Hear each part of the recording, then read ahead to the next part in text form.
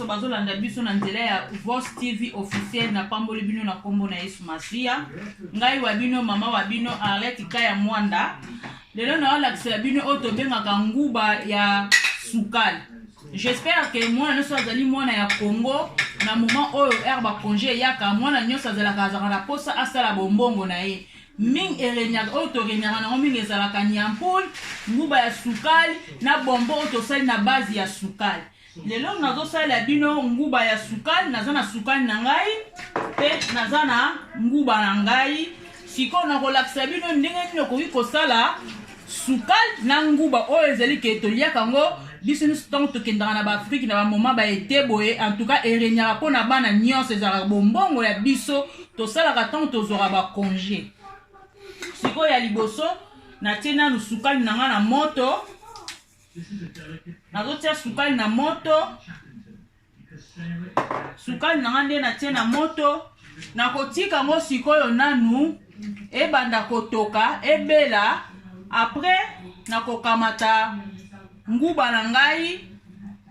Après nakozwa oyo tobengi nguba oyo nakosangisa kati na sukali na biso tozela mwa 5 minutes.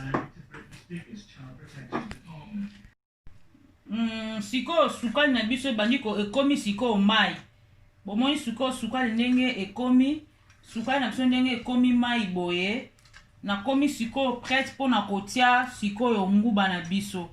Siko il faut la quantité ya nguba na yo oyo zali tant que mwasi okoyeba ke sukali o soki na tie nguba o eske nguba wana ekoleka sukali bien sukali ekozala muke na nguba. Sikoyo yango pe tokomi presque na suka na kangi sikoyo resho nanga po nguba na sukali nanga deja esi deja epanzani deja nyonso. Lokola sikoyo epanzani boye nakokamata sikoyo nguba na ngai nazotia ngo sikoyo na kati ya sukali na biso. Nakotia nanu nyonso mbala moko te po nazotala ndenge nguba ezali kobaluka na mafuna sukali. Namoni sukali eza nango normal. Natie sikoyo nguba na biso. Sikoyo lokola natie nguba na longoli yango na moto. Sikoyo nakobalola sikoyo nguba na biso na sukali.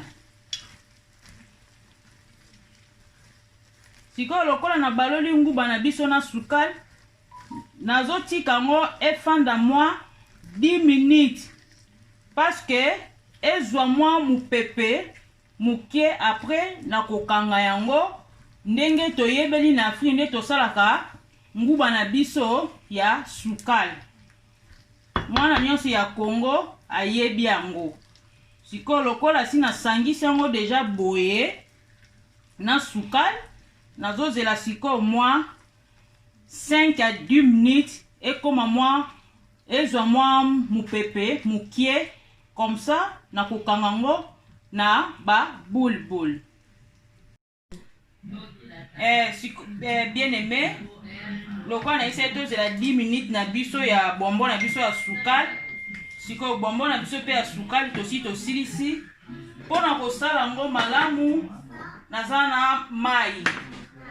Mai oyo ezo permettre soki ndeti osimbi yango esali ndeti ezikisa maboko okosimba mai ya pio pour que et permettre yo osala boule lokola ndenge nga na sali.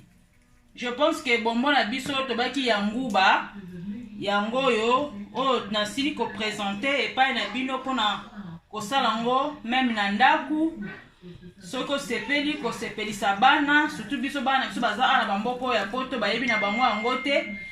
Donc eza eloko ya biso ba africain okoki pe kolakisa kosalelaka pe air moko pe bana trop pepe mindele te.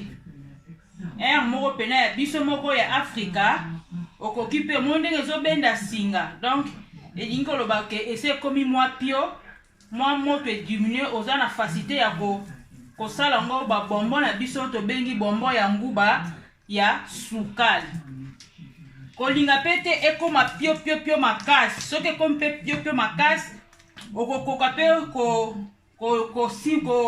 kosala boule nango bien te po ekomi pe makasi ndeti mwa makasi ndeti mwa pete mukie ngai omona nde nasali boye eza mwa makasi mwa pete mukie ezo permettre ngai pe nasala boule na ngai malamu lokola tokomi deja na suka ya émission na biso ya bonbon na biso tosali na base ya nguba na sukali oyo nde ya suka yango oyo je pense que bozomona nalingaki koma mwa pio mukie mpona ko epermettre ngai nasimba yango bien na maboko oyo bomona boza sukali ya bonbon na biso donc bonbon na biso yango oyo nazosisa presque nakomi nanga mpe na suka nasilisi bonbon na biso soki mpe ekomi pio makasi okoka kolinga yango bien te. Je pense que bonbon na biso tobaki tokosala ya nguba yango oyo na silisi na présenter bino bonbon na biso yango ya nguba oyo nasali yango na base ya sukal na nguba. Tokutani mbala ya sima nzambe apambola bino bosabone massivement na Voz TV officiel. Nzamba lola amona bino na kombo na Yesu Masia. Bye bye.